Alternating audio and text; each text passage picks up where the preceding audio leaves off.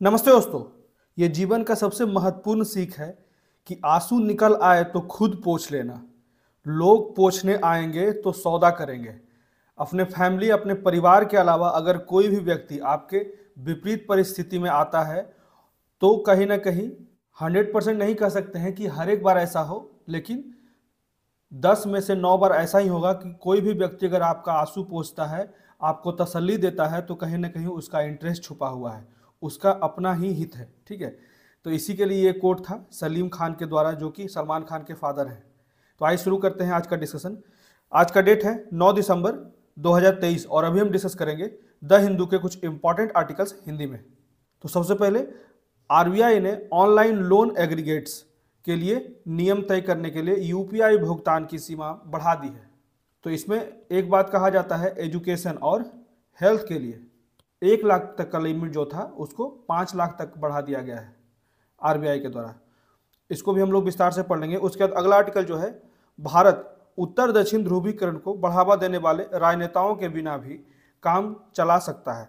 लगातार देखा जाता है कि नॉर्दर्न स्टेट और साउदर्न स्टेट में विरोध प्रदर्शन होता रहता है। अभी देखा गया था कि 15वां फाइनेंस कमीशन में उसके फंडिंग को लेकर भी साउथ स्टेट्स के द्वारा विरोध किया गया था, क्योंकि यहाँ पे जो है पॉपुलेशन को कंट्रोल करने के लिए अनेक प्रकार के नियम बनाया गया और सही तरीके से कंट्रोल भी किया गया। यहाँ पे डेवलपमेंट भी सही तरीके से हो रहा है, उसके बाद प्रदूषण को भी सही तरीके से कंट्रोल किया जा रहा है, फिर भी उनके फंडिंग में बहुत कम हिस्सा मिलता है अगर तुलना किया जाए नॉर्दर्न स्टेट पे, क्योंकि यहाँ पे जो पॉपुलेशन का नियंत्रण बहुत ही कम है और भी डेवलपमेंट भी बहुत ही कम है अगर तुलना किया जाए साउदर्न स्टेट के साथ। तो यही बातें यहाँ पे भी कहा जा रहा है। तो जो है 5 राज्यों में विधानसभा का चुनाव हुआ था, तो वहाँ पे लगभग नॉर्दर्न स्टेट में सभी जगह बीजेपी का सरकार बन गया, वहीं साउथ के सिर्फ तेलंगाना में कांग्रेस का सरकार बना। इसी की बात की जा रही थी, तो इसको हम लोग विस्तार से पढ़ लेंगे। लगातार एक दूसरे पे कटाक्ष किया जाता है, तो इसी से संबंधित एक विरोध किया गया था अभी साउथ स्टेट के डीएमके के सांसद जो हैं एस सेंथिल कुमार द्वारा लोकसभा में जो नॉर्दर्न स्टेट है उस पर टिप्पणी की गई। ठीक है, जिसे संसद के द्वारा रिकॉर्ड से हटाने की बात की गई, क्योंकि यह एक विधायक के लायक नहीं था। तो यहाँ पे यही बात कहा जाता है कि अपने साथी संसद सदस्यों के विश्वासों, खान पान की आदतों या फिर सांस्कृतिक प्रथाओं के बारे में अपमानजनक जो बातें होती है ये नहीं होनी चाहिए, खासकर संसद जैसे परिषद में। तो इसको भी हम लोग विस्तार से पढ़ लेंगे। उसके बाद अगला आर्टिकल है, भारत की चिंताजनक निश्चित खुराक संयोजन मतलब कि फिक्स डोज कॉम्बिनेशन प्रॉब्लम।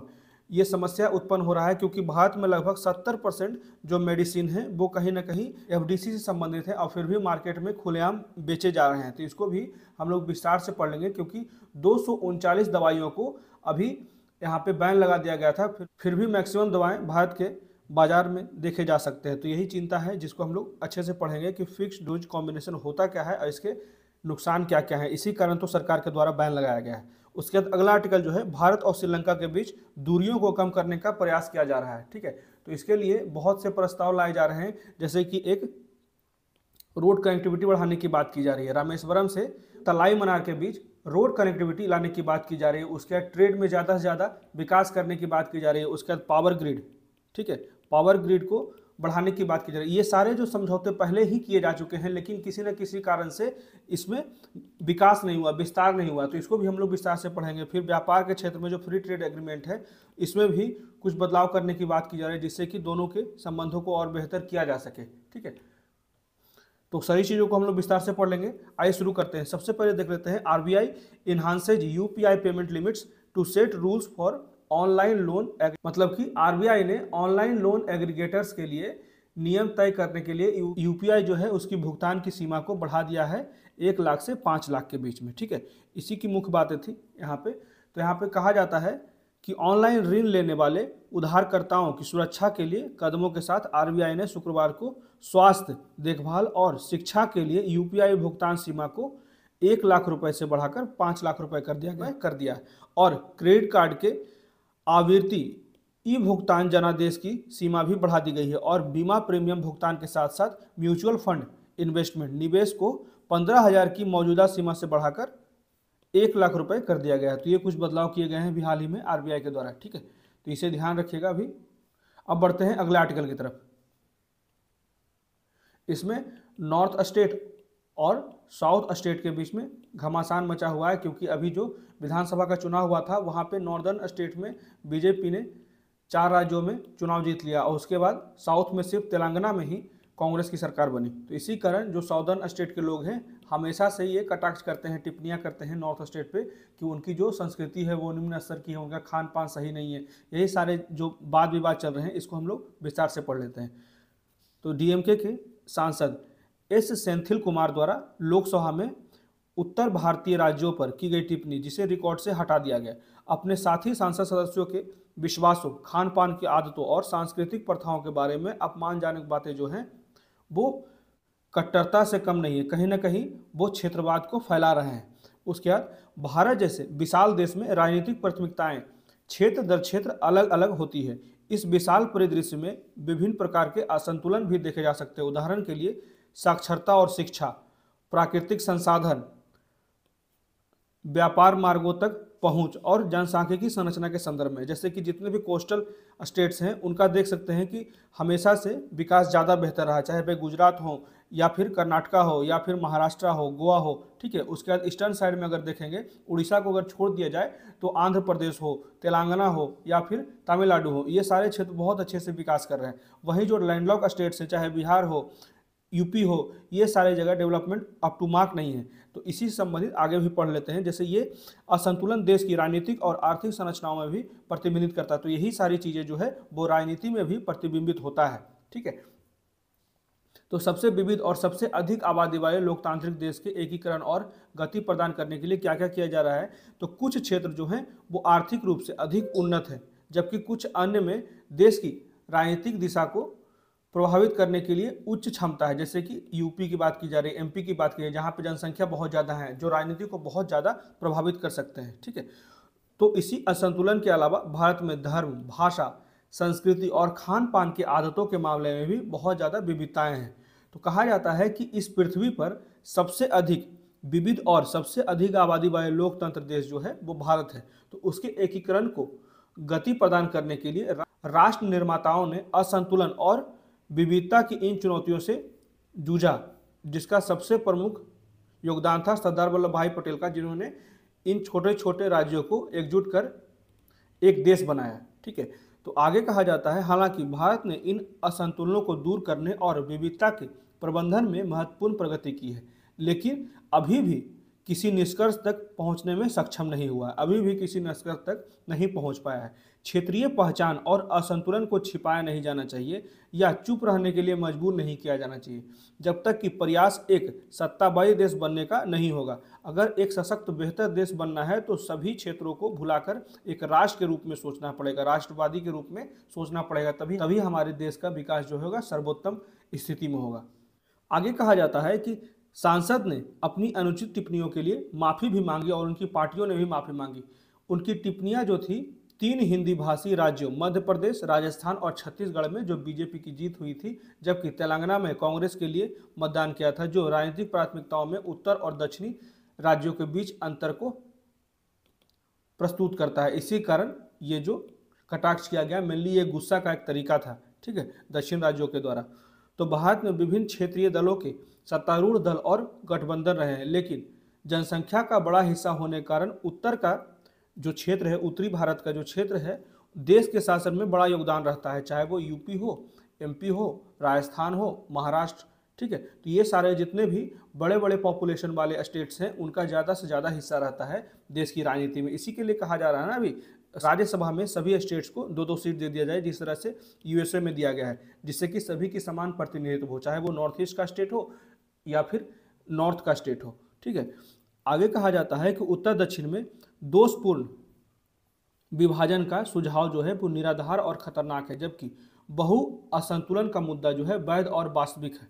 दक्षिण और पश्चिम के राज्य जो हैं वो आर्थिक रूप से तेजी से बढ़ रहे हैं, जबकि उत्तर और पूरब के राज्य जो है जनसंख्या में तेजी से बढ़ रहे हैं। यहाँ पे राइटर के द्वारा क्लियर कहा जा रहा है कि जो दक्षिण और पश्चिम के राज्य हैं वो बहुत तेज़ी से डेवलपमेंट कर रहे हैं, वहीं अगर उत्तरी राज्यों को देखा जाए या फिर पूर्वी भारत के राज्यों को देखा जाए तो जनसंख्या में तेज़ी से वृद्धि हो रही है। इन प्रवृत्तियों को इस तरह से निपटने की जरूरत है जिससे कि देश की प्रगति में मदद मिल सके, न कि कटुता का स्रोत बन सके, न कि यह राजनीतिक कटुता का स्रोत बने, एक कारण बने।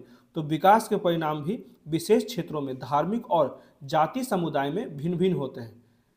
तो यहाँ पे एक खतरा यह भी है कि लोकसभा निर्वाचन क्षेत्रों के आसन्न राष्ट्रव्यापी परिसीमन और क्षेत्रों और समुदाय के बीच विकास में बढ़ते अंतर के कारण ये चुनौतियां जो है तेज हो सकती है। तो असंतुलन के इन प्रश्नों को अनसुलझा नहीं छोड़ना चाहिए। यह आवश्यक है कि यह चर्चाएं की जानी चाहिए और इसको ज़्यादा से ज़्यादा संतुलित किया जाए। जो संबंध है उसको खराब नहीं होने देना चाहिए, जो क्षेत्रवाद है उसको बढ़ावा नहीं देना चाहिए, हमेशा राष्ट्रवाद की ओर प्रेरित होना चाहिए सभी राज्यों को। ठीक है, तो यहाँ पे यही बात कहा जा रहा है कि ये चर्चाएं की जाए सभी राज्यों के बीच में, जो एक सम्मानजनक चर्चा के रूप में हो और किसी भी पूर्वग्रह और शत्रुता से रहित हो। यहाँ पे इसीलिए एक चर्चा करने की बात की जा रही है।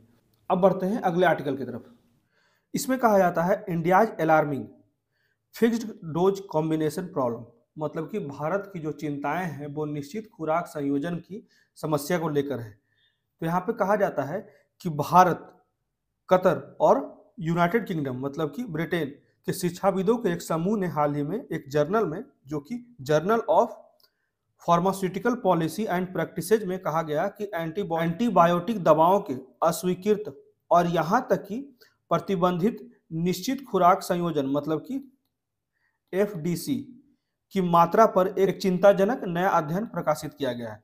भारत में बेचे जा रहे हैं जो फार्मास्यूटिकल उद्योग के बिक्री डेटा का उपयोग करते हुए ऐसा पाया गया है कि इस अध्ययन दस्तावेज में कहा गया है कि वर्ष 2020 में एंटीबायोटिक दवाओं के 60.5% जो हैं वो एफडीसी मतलब कि 239 फार्मास्यूटिकल कंपनियां जिसको बैन किया गया था उसको अस्वीकृत किए गए थे, और अन्य 9.9% जो 39 फार्मास्यूटिकल कंपनियां हैं देश में प्रतिबंधित होने के बावजूद बेचे जा रहे हैं। तो भारत में जीवाणुरोधी माइक्रोबियल प्रतिरोधक के बढ़ते प्रसार के कारण इसमें से कई अस्वीकृत या प्रतिबंधित एफडीसी में एंटीबायोटिक शामिल होना चिंताजनक है। ठीक है, यहाँ पे यही बात कहा जा रहा है कि बहुत से जो बैन किए हुए लगभग 70% एंटीबायोटिक ड्रग जो है उसको भारत में बेचा जा रहा है, जो कि इंडिया में अनअप्रूव्ड है या फिर बैन है। तो ये कहीं ना कहीं देश के चिंताजनक स्थिति को दर्शाता है और इसके लिए सरकार को और भी कठोर कदम उठाने की आवश्यकता है। यहाँ पे क्लियर, इस फिगर में क्लियर कहा जा रहा है कि 70% of antibiotic drug sold in India are either unapproved or banned. ठीक है, यही अलार्मिंग स्थिति है भारत के लिए। तो चिकित्सीय प्रासंगिकता में कमी पाई गई जब 14 निश्चित खुराक संयोजन मतलब कि 14 एफडीसी दवाओं को केंद्र सरकार ने एक गजट अधिसूचना के माध्यम से प्रतिबंधित कर दिया गया, बैन कर दिया। ठीक है, जिसमें अब देख लेते हैं कि एफडीसी होता क्या है। तो केंद्रीय औषधि मानक नियंत्रण संगठन के अनुसार एफडीसी उन उत्पादों को संदर्भित करता है जिनमें एक या अधिक सक्रिय तत्व होते हैं। ठीक है, जिसका उपयोग किसी विशेष संकेत के लिए किया जाता है। एक दवा जो 2 या 2 से अधिक सक्रिय दवाओं में एक ही खुराक के रूप में जोड़ती है, जैसे कि टैबलेट या फिर कैप्सूल। इसमें आगे कहा जाता है निश्चित अनुपात संयोजन उत्पादक केवल तभी स्वीकार्य होते हैं जब प्रत्येक घटक की खुराक एक परिभाषित जनसंख्या समूह की आवश्यकता को पूरा करती है, जब संयोजक को चिकित्सीय प्रभाव, सुरक्षा या अनुपालन में अलग से प्रकाशित एकल यौगिकों पर सिद्ध लाभ होता है। यहाँ पे सिर्फ एक ही चीज याद रखिएगा, यहाँ पे ओवर यूज हो रहा है। ठीक है, मतलब कि एक ही दवा को, एक ही मेडिसिन को अनेक प्रकार की बीमारियों में उपयोग किया जा रहा है। ठीक है, इसी को कहा जाता है अति प्रयोग। तो ये दोनों के कारण ही एफडीसी को बैन किया गया है। ठीक है, एफडीसी दवाएं जो होती है दवाओं के अति प्रयोग और दुरुपयोग में योगदान करती है। मरीज अनजाने में आवश्यक रूप से या अनुचित संयोजन में कई सक्रिय सामग्री का सेवन कर लेते हैं, जिससे कि उनका स्वास्थ्य जोखिम और भी बढ़ जाता है। इसी कारण एफडीसी को भी बैन किया जा रहा है। यहाँ पे कहा गया ना कि 14 fixed dose combination band for human use. FDC पर प्रतिबंध के पीछे के कारण क्या क्या है? तो यह प्रतिबंध इन दवा संयोजकों की प्रभावकारिता की जांच के लिए गठित एक विशेषज्ञ समिति की सिफारिशों का पालन करता है। विशेषज्ञ समिति क्या कहते हैं कि इस एफडीसी के लिए कोई चिकित्सीय औचित्य नहीं है और एफडीसी से मनुष्यों को खतरा है, उनके जीवन को खतरा है। इसीलिए व्यापक जनहित में औषधि एवं प्रसाधन सामग्री अधिनियम 1940 की धारा 26A के तहत इस एफडीसी के निर्माण, बिक्री या फिर वितरण पर रोक लगाना आवश्यक है। यहाँ पे कहा जाता है कि earlier in 2016 the government had restricted about 344 categories of FDCs after an expert panel declared them as irrational। ठीक है, तो ये ध्यान रखिएगा, क्लियर हो गया कि एफडीसी होता क्या है। अब देख लेते हैं इसके लाभ क्या है, ये क्यों लाया गया है एफडीसी। तो रोगियों पर गोलियों का बोझ कम करने और दवा अनुपालन में सुधार करने के लिए जो गोली है उसका मतलब कि कहा जाता है कि ज़्यादा दवा लेने से अच्छा है कि एक ही दवा खरीद लीजिए और अनेक बीमारियों में ये कार्य करेगा। ऐसा ऐसा सोचना था जो एफडीसी के निर्माता हैं। तो गोली का बोझ न केवल ली जाने वाली गोलियों की संख्या है बल्कि संबंधित बोझ भी है, जैसे कि कई दवाओं पर नजर रखना, उसके विभिन्न निर्देशों को समझना। तो एफडीसी फॉर्मुलेशन के अनूठे फायदे हैं, जैसे कार्रवाई का पूरक तंत्र, सहक्रियात्मक प्रभाव, बेहतर सहनशीलता, विस्तारित उत्पाद, जीवन चक्र प्रबंधन और लागत बचत। तो ये कारण यहाँ पे मार्केट में एफडीसी को लाया गया था। ठीक है, चूंकि एफडीसी की समीक्षा नियामक एजेंसियों द्वारा की जाती है, इसलिए एफडीसी में उपयोग किए जाने वाले सक्रिय अवयवों में एक दूसरे के साथ प्रतिकूल दवा अंतःक्रिया प्रदर्शित होने की संभावना नहीं होती है। तो इसी कारण ये लूप होल निकल गया और एफडीसी को मार्केट में ज्यादा उपयोग किया जाने लगा। अब इसके नुकसान क्या क्या हैं? हो सकता है कि किसी मरीज के लिए उपयुक्त दवाओं या सबसे उपयुक्त संबंधित जो जरूरत है उसके लिए एफडीसी उपलब्ध न हो, जिसके कारण कुछ रोगियों को बहुत अधिक घटक मिल सकता है और अन्य को बहुत कम मिल सकता है। तो यहाँ पे यही बात कहा जा रहा है कि एक दवा को किसी अन्य बीमारी के लिए जो प्रेस्क्राइब सही तरीके से डॉक्टर के द्वारा नहीं है, यहाँ पे एफडीसी का यूज किया जा रहा था। इस प्रकार एफडीसी जो है वो खुराक के नियमों को अनुकूलित करने की चिकित्सकों की जो क्षमता है उसको सीमित करता है, क्योंकि एक ही दवा से हम हर एक बीमारी को ठीक कर सकते हैं, तो चिकित्सा फिर क्यों होगा? यदि एफडीसी के उपयोग से कोई प्रतिकूल दवा प्रतिक्रिया होती है तो प्रतिक्रिया पैदा करने के लिए जिम्मेदार सक्रिय घटक की पहचान करना भी मुश्किल हो जाता है। अगर कोई रिएक्शन होता है तो रिएक्शन से संबंधित जो कंपोनेंट है उसको भी पहचान करने में प्रॉब्लम होता है। वैज्ञानिकों को मल्टी ड्रग फॉर्मुलेशन के विकास चरणों में चुनौतियों का सामना करना पड़ता है, जैसे सक्रिय अवयवों और सहायक पादपों के बीच अनुकूलता के मुद्दे जो घुलनशीलता और विघटन को प्रभावित करते हैं। यदि किसी रोगी के लिए एक दवा वर्जित है तो संपूर्ण एफडीसी निर्धारित नहीं की जा सकती। अगर एफडीसी का कोई भी एक दवा किसी रोगी के लिए वर्जित है तो मतलब एफडीसी का संपूर्ण दवा उसके लिए वर्जित है। ठीक है, तो ये था पूरा का पूरा एफडीसी। क्लियर हो गया हो मेरे अनुसार से? अगर नहीं क्लियर हुआ तो कमेंट करके बताइए, फिर से मैं क्लियर कर दूंगा। अब बढ़ते हैं अगले आर्टिकल की तरफ। Bridge this deficit between India and Sri Lanka, मतलब कि इंडिया और श्रीलंका के बीच में जो दूरियां आ गई थी उसको सुधारने के लिए नए नए कदम उठाने की बात की जा रही है यहाँ पर राइटर के द्वारा। ये आज के द हिंदू के एडिटोरियल में है। इससे पिछला वाला भी आर्टिकल द हिंदू के एडिटोरियल में था और ये भी एडिटोरियल में ही है। ठीक है, तो इसमें मुख्यतः जो है रोड कनेक्टिविटी की बात की जा रही है, उसके बाद पावर ग्रिड, ट्रेड, तो इन सारी चीज़ों पे प्रयास किया जा रहा है कि भारत और श्रीलंका के बीच में स्थितियां मजबूत की जाए। तो इसी के बारे में आगे पढ़ लेते हैं। तो हाल ही में श्रीलंका के राष्ट्रपति रानिल विक्रमसिंघे द्वारा भारत के साथ भूमि संपर्क स्थापित करने के प्रस्ताव की घोषणा बहुत जल्द नहीं की गई। तो 20 साल पहले चेन्नई में तत्कालीन प्रधानमंत्री श्री विक्रमसिंघे ने एक व्याख्यान देते हुए कहा था कि तमिलनाडु में रामेश्वरम को श्रीलंका के उत्तरी प्रांत जो है तलाई मनार से जोड़ने वाले एक पुल के निर्माण पर विचार किया जाने की बात की जा रही है। तो देख सकते हैं यहाँ पे रामेश्वरम है। पहले तो ये मैप देख लीजिए तमिलनाडु और श्रीलंका का, लेकिन इसको अगर बारीकी से देखना है तो यहाँ पे देख सकते हैं रामेश्वरम है और यहाँ पे श्रीलंका का जो क्षेत्र है तलाई मनार है। तो यहाँ पे ही एक ब्रिज बनाने की बात की जा रही है। यहीं पे एडम ब्रिज भी है, यहाँ पे फेरी चलता है। ठीक है, तो ध्यान रखिएगा, ये लोकेशन बहुत ही महत्वपूर्ण है। यह क्षेत्रीय आर्थिक एकीकरण के उनके बड़े दृष्टिकोण का हिस्सा है, जिसमें उनके देश और भारत के दक्षिणी राज्यों को शामिल किया गया है। इसका उद्देश्य जो है आर्थिक विकास के लिए एक अधिक अवसर को पैदा करना है। ठीक है, तो भूमि कनेक्टिविटी की परियोजना का उल्लेख किया जा रहा है। वह कई अवसरों पर और कई अंतर्राष्ट्रीय मंचों पर आर्थिक एकीकरण की अवधारणा पर चर्चा करते हैं, लेकिन जब भी निचली बौद्धों के हितों का प्रतिनिधित्व करने का दावा करने वाले समूहों और पार्टियों ने इस आधार पर प्रस्ताव पर अपना विरोध व्यक्त किया तो इससे श्रीलंकाइयों को कोई फायदा नहीं हुआ। तो यहाँ पे बहुत बार ये कनेक्टिविटी की बात की गई, लेकिन हर एक बार विरोध किया गया दोनों तरफ से। फिर ये जो परियोजना है इसको ठंडे बस्ते में डाल दिया गया। तो बाद में 2015 में दिसंबर में जब भारत के सड़क परिवहन और राजमार्ग मंत्री नितिन गडकरी ने लोकसभा को सूचित किया कि एशियाई विकास बैंक 24,000 करोड़ रुपए की पुल परियोजना को वित्त पोषण करने के लिए तैयार है, तो श्रीलंका की प्रतिक्रिया भी वहां पे मौन रह गई। ठीक है, उसके बाद आगे कहा जाता है कि हालांकि श्री विक्रमसिंघे और प्रधानमंत्री मोदी के श्रेयस के लिए भूमि कनेक्टिविटी के विचार को नहीं छोड़ा गया। विचार तो था लेकिन इसको आगे क्रियान्वित नहीं किया गया। जुलाई में नई दिल्ली में दोनों नेताओं की मुलाकात के बाद जारी एक संयुक्त बयान में इसका जिक्र भी किया गया था। दस्तावेज में यहाँ तक यह भी कहा गया कि ऐसी कनेक्टिविटी के लिए एक व्यवहार्यता अध्ययन शीघ्र ही आयोजित की जाए। तो अनुवर्ती कार्रवाई के रूप में आगे की कार्यवाही के रूप में विक्रम सिंह जो वित्त मंत्री भी हैं, ने 13 नवंबर को अपने बजट संशोधन में भूमि कनेक्टिविटी परियोजना का उल्लेख किया और कहा कि हम दक्षिण पश्चिम भारत की आपूर्ति जरूरतों को पूरा करने के लिए कोलंबो बंदरगाह का उपयोग करने की उम्मीद करते हैं और दक्षिण पूर्वी भारत की आपूर्ति जरूरतों को पूरा करने के लिए ये याद रखेगा त्रिकोमाली बंदरगाह। ठीक है, ठीक है, तो ये श्रीलंका का बंदरगाह याद रखेगा त्रिकोमाली।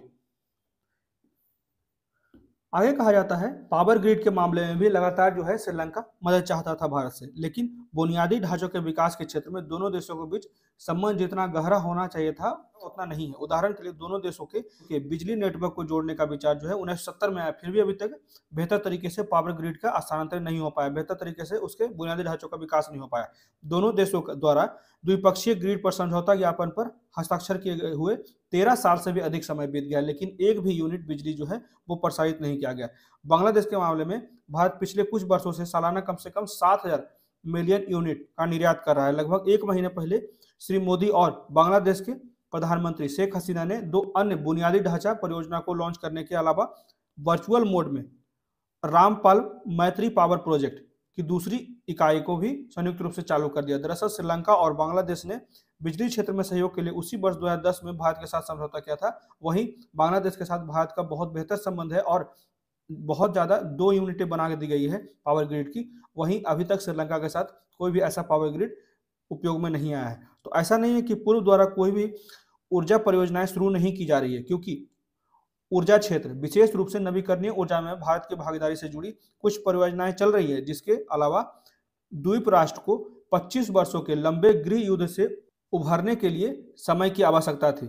जो अभी गृह युद्ध से जूझ रहा था श्रीलंका में, जो बहुत ज्यादा अभी इकोनॉमिक क्राइसिस आ गया था, तो उसी से उभरने के लिए समय भी चाहिए। फिर भी 1000 मेगावाट के स्थानांतरण और मदुरई और न्यू हवराना जो श्रीलंका और भारत के बीच एक high voltage direct current overhead link की स्थापना परियोजना वाली ट्रांसमिशन नेटवर्क परियोजना की प्रगति और दोनों देशों पर अच्छा प्रभाव नहीं डालती है। तो ये भी बात की जा रही है, यदि यह सुविधा 2022 में होती तो श्रीलंका को बिजली कटौती और ब्लैक आउट का सामना नहीं करना पड़ता। एक दिन आ सकता है जब भारत श्रीलंका से सस्ती बिजली प्राप्त करने में सक्षम होगा। दोनों देशों को यह सुनिश्चित करने पर ध्यान केंद्रित करना चाहिए कि 2030 तक की समय सीमा पूरी हो, जिस समय ये पावर ग्रिड बनकर तैयार हो जो भारत और श्रीलंका के बीच में हो। ठीक है, आगे कहा जाता है ट्रेड में व्यापार के क्षेत्र में भी भारत और श्रीलंका का जो संबंध है उसी तरह का है। ऊर्जा एकमात्र ऐसा क्षेत्र नहीं जहाँ प्रगति धीमी है, बल्कि व्यापार के क्षेत्र में भी भारत और श्रीलंका के बीच में जो प्रगति है वो भी धीमी है। जैसे कि भारत और श्रीलंका मुक्त व्यापार समझौता पर दिसंबर 1998 में हस्ताक्षर किए थे, फिर भी दोनों देश जो है वो आर्थिक और प्रौद्योगिकी सहयोग समझौता पर हस्ताक्षर करने के लिए वर्षों से बातचीत करने के बावजूद अभी तक इसको आगे नहीं बढ़ा पाए। 5 साल के अंतराल के बाद कुछ सप्ताह पहले बातचीत फिर शुरू हुई है। तो यही यहाँ पे देखा जा सकता है इंडिया और श्रीलंका के बीच में जो रिलेशंस हैं। तो कई बाधाओं के बावजूद अब भी द्विपक्षीय आर्थिक संबंध जो है वो बेहतर स्थिति में दिख रहे हैं। भारत ने पिछले साल आयात के सबसे बड़े स्रोत के रूप में अपनी स्थिति फिर से हासिल कर ली और श्रीलंका के कुल आयात का लगभग 26% हिस्सा है जो भारत करता है। हालांकि आयात का कुछ हिस्सा क्रेडिट के माध्यम से होता है। आर्थिक संकट के मद्देनजर भारत द्वारा प्रस्तावित लाइनें, जो आर्थिक संकट था श्रीलंका में, बहुत से नए नए विकल्प दिए गए भारत के द्वारा बहुत सपोर्ट किया गया श्रीलंका को पुनरुत्थान के लिए। तो पर्यटन के क्षेत्र में भी भारत जो है बहुत सपोर्ट करता है श्रीलंका को, जो श्रीलंका के लिए राजस्व का एक प्रमुख स्रोत है। ठीक है, श्रीलंका में पर्यटन जो है वो राजस्व का प्रमुख स्रोत है। भारत पर्यटक के आवागमन का सबसे बड़ा देश माना जाता है, जिसका हिस्सा आगमन की कुल संख्या का 17% है, लेकिन संभावना बहुत अधिक है। और श्रीलंका का खराब प्रदर्शन 2021 में भारत के अपने दक्षिणी पड़ोसी और बांग्लादेश के साथ द्विपक्षीय व्यापार को देखते हुए, जिसकी हालिया आर्थिक वृद्धि प्रभावशाली रही है, बता रहा है कि 2021 में पूर्व का आकार जो 5.45 बिलियन डॉलर था, जबकि बाद का आकार 18.14 बिलियन डॉलर हो गया। तो यहाँ पे भी समस्याएं देखी जा सकती है। उसके बाद एक शुरुआत हो चुकी है। श्रीलंका, जिसका मौजूदा सरकार द्वारा चुनावी हार के बाद अपने उत्तराधिकारी को सत्ता का सुचारू रूप से स्थानांतरित सुनिश्चित करने का एक लंबा ट्रैक रिकॉर्ड है, को इतिहास के मतलब कि लगातार देखा गया है कि प्रधानमंत्री जो बदलते हैं वो कहीं ना कहीं अपने उत्तराधिकार को सत्ता में स्थानांतरित करते हैं। तो इतिहास के बोझ में नहीं फंसना चाहिए। राजनीतिक वर्ग में भारत विरोधी राष्ट्रवादी ताकतों की मौजूदगी मतलब कि जो श्रीलंका के राजनीति में जो भारत विरोधी बहुत से लोग शामिल हैं, तो इस देश के लिए कोई अनोखी बात नहीं है। फिर भी बांग्लादेश ने पारंपरिक रूप से लाभप्रद आर्थिक संबंध बनाने में सफलता हासिल की है भारत के साथ। वहीं वास्तव में श्रीलंका के संबंध में पिछले एक वर्ष में कुछ विकास, जैसे चेन्नई और जाफना के बीच हवाई सेवाओं की बहाली, उसके बाद नागपट्टिनम और कांके संथुराई के बीच यात्री नौका सेवाओं फेरी की शुरुआत, और भारत के राष्ट्रीय डेयरी विकास के बीच एक संयुक्त उद्यम समझौता से उत्पन्न गति जो है वो डेयरी क्षेत्र में आत्मनिर्भरता के लिए बोर्ड और गुजरात सहकारी दुग्ध विपणन महासंघ और श्रीलंका के कारगिल्स को कायम रखना चाहिए, इसमें सुधार किया जाना चाहिए। तो ऐसा हर कारण है कि श्रीलंका, जिसे अभी उच्च जीवन स्तर और अस्थिर अर्थव्यवस्था के रूप में देखा जाना, अभी भी बहुत ही मेहनत करना पड़ेगा उसे इस वास्तविकता को बनाए रखने के लिए भारत के साथ जो संबंध है उसको बेहतर करनी चाहिए। जो भी समझौते होते हैं उसको समय पर निपटाने की बात की जा रही है। यहाँ पे लगातार जो है तुलना किया जा रहा है बांग्लादेश के साथ, ठीक है। भारत को भी निरंतर प्रयास किया जा रहा है भारत के द्वारा कि जो उसके पड़ोसी देश है उसके साथ बेहतर संबंध बनाया जाए, क्योंकि चाइना जो है लगातार इन लूप होल्स का फायदा उठा रहा है जो भारत के सराउंडिंग कंट्रीज हैं, ठीक है। तो ये थे कुछ इंपॉर्टेंट आर्टिकल जो आज के द हिंदू में थे। कैसा लगा प्लीज मुझे कमेंट करके बताएं, और मेरे वीडियो को ज़्यादा से ज़्यादा लाइक करें, शेयर करें और मेरे चैनल को सब्सक्राइब करें। Thank you.